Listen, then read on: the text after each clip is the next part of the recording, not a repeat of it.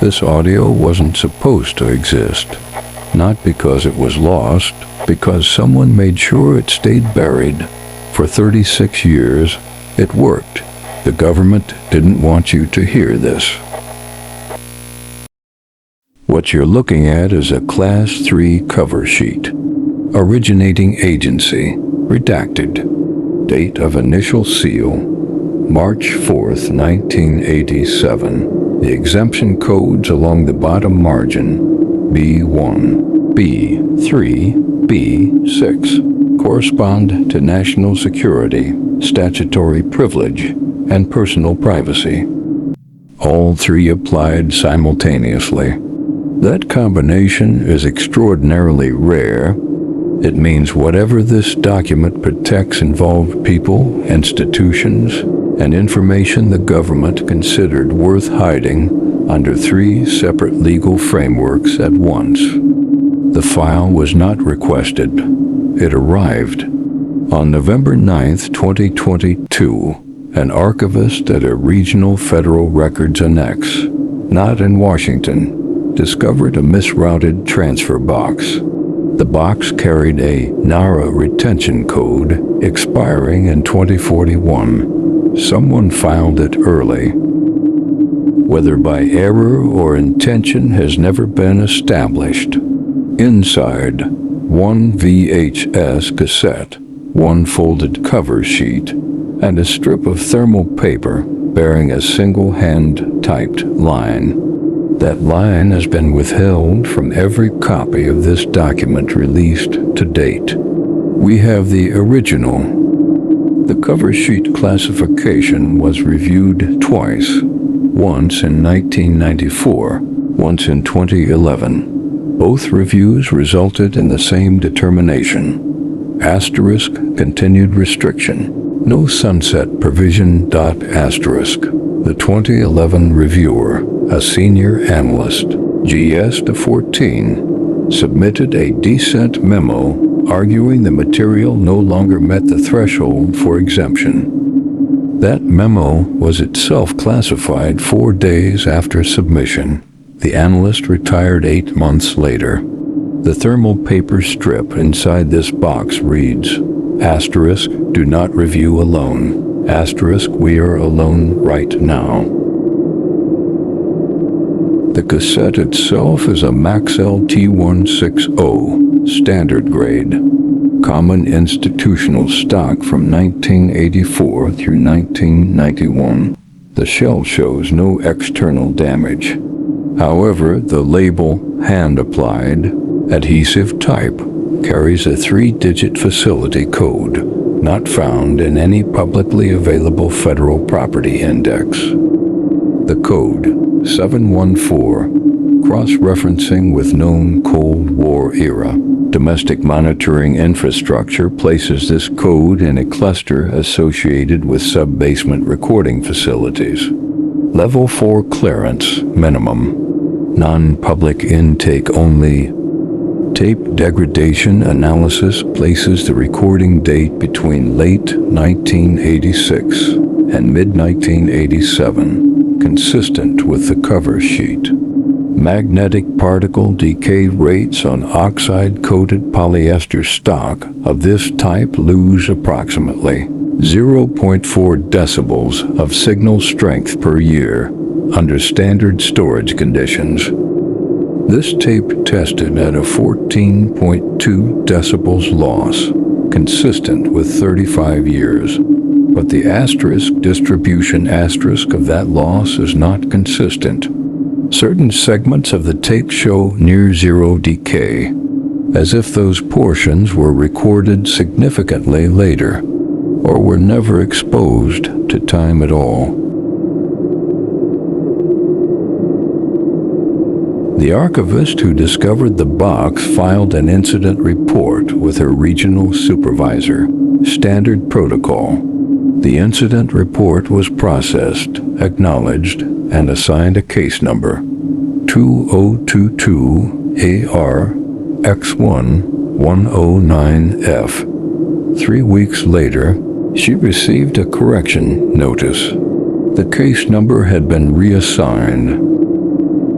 Her incident report, her original filing, had been replaced in the system with a report she did not write. The replacement described a box of misfiled personnel records from a decommissioned Army base in Georgia. She still has the original. So do we?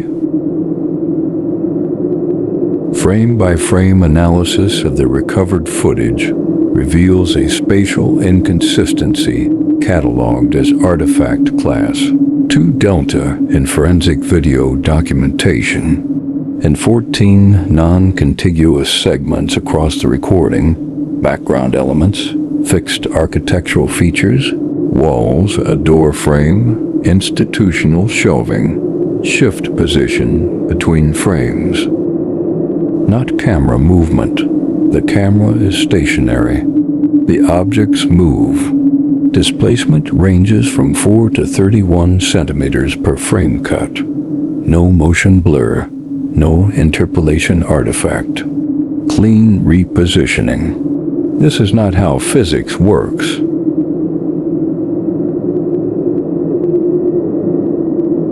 The audio track presents a second anomaly.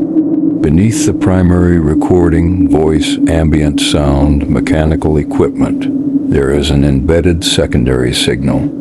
It sits at 14,000 hertz at the ceiling of standard analog tape response. It was not audible on initial review. It was found during spectrographic sweep. When isolated and pitch shifted down 4 octaves, the signal resolves into structured patterns, consistent spacing, variable amplitude. It has been submitted to 3 independent acoustic analysts. All 3 declined to provide a written conclusion. One cited a pre-existing NDA. The other 2 did not cite anything. The most significant forensic anomaly is not the spatial displacement or the embedded signal. It is the timecode. The tape's VITC timecode, vertical interval, encoded into the broadcast signal itself, logs the recording at 3:14 a.m., March 4, 1987. Standard. But the tape contains 47 minutes and 22 seconds of footage. The cover sheet documents a recording session of 12 minutes. That leaves 35 unaccounted minutes of recorded material on a tape that, according to every official record, contains only 12. We have only been permitted to analyze the first 12. This is where the documentation becomes difficult to present. The digital file transferred from the original cassette for analysis purposes, a standard AV, capture at 29.97 frames per second, has been changing. Not degrading, changing. Specific frames not present in the original capture have appeared in the file over a period of weeks.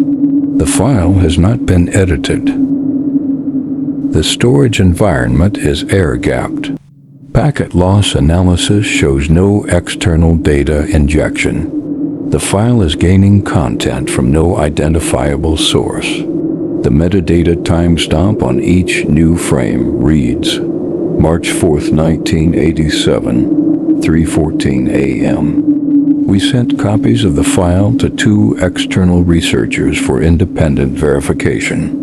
Researcher 1 confirmed the anomaly within 72 hours and requested we destroy all copies immediately. She did not explain why. Researcher 2 confirmed the anomaly and stopped responding. His last message, received 11 days ago, contained one sentence. Asterisk, check the aspect ratio of the frames that weren't there before. We checked. They're not 4:3. They're not 16:9. They measure 1.44 to 1. That ratio does not correspond to any recording standard, analog, digital, or broadcast. in documented use anywhere at any point in history.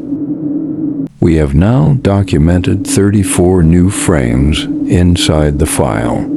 They appear to show a room, fluorescent lighting, cinder block walls, institutional tile, consistent with the sub-basement facility profile associated with Code 714. In 11 of the 34 frames, there is a figure. The figure's back is to the camera.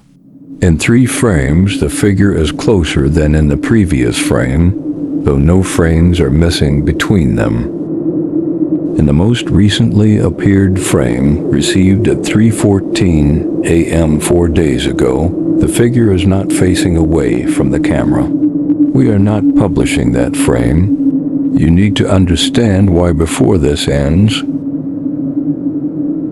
We are not telling you this tape is haunted. We do not use that framework.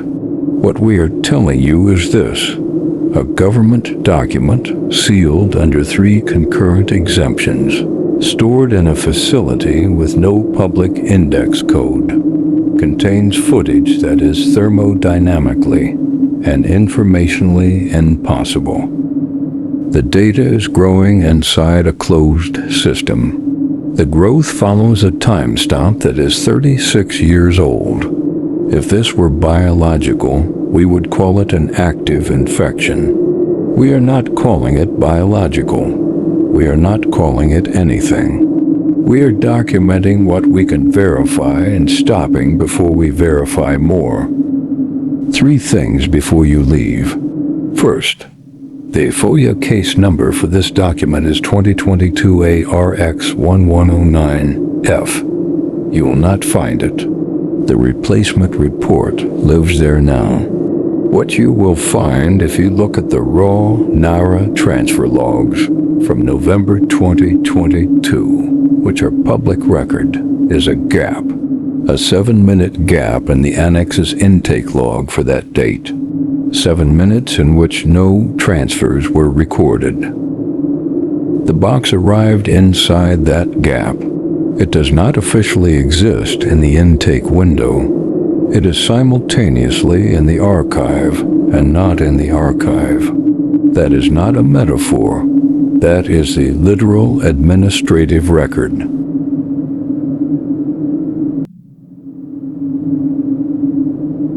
Second, go back to Chapter 3. Listen to the embedded signal again. Don't pitch shift it. Listen to it as it is at 14,000 hertz, just above where your ear stops and your nervous system begins. Third, we received a file this morning, unsolicited, no sender address.